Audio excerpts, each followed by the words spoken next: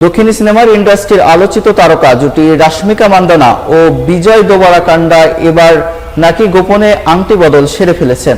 শোনা যাচ্ছে বিয়েতে না এগিয়ে আপাতত একে অপরকে আরো ভালোভাবে বোঝার জন্যই বাগদানের সিদ্ধান্ত নিয়েছেন তারা।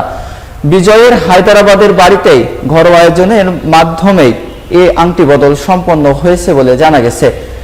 এতে দুই পরিবারের সদস্যরা উপস্থিত ছিলেন, তবে এখন পর্যন্ত আনুষ্ঠানিকভাবে বিষয়টি ঘোষণা করেননি এ তারকা জুটি। উল্লেখ্য, রাশমিকা 2017 সালে অভিনেতা রক্ষিত শেঠির সঙ্গে বাগদান করেছিলেন, তবে 2018 সালের সেপ্টেম্বরে সেই সম্পর্ক ভেঙে যায়। পরে বিজয় দেবরাকান্ডার সঙ্গে একাধিক সিনেমায় কাজ করতে গিয়ে ঘনিষ্ঠ হয়ে ওঠেন তিনি।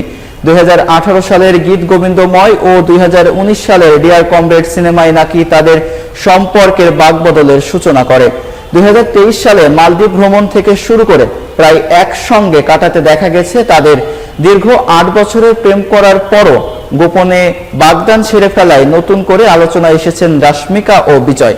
ভক্ত অনুরাগীদের দাবি, এবারের এই গোপন বাগদানই তাদের বহু প্রতীক্ষিত বিয়ের দ্বার উন্মোচন করবে। দক্ষিণী বিনোদন অঙ্গনে গুঞ্জন উঠেছে আগামী ফেব্রুয়ারিতে প্রেমের মাসে 7 পাকে বাধা পড়তে যাচ্ছেন এই তারকা জুটি।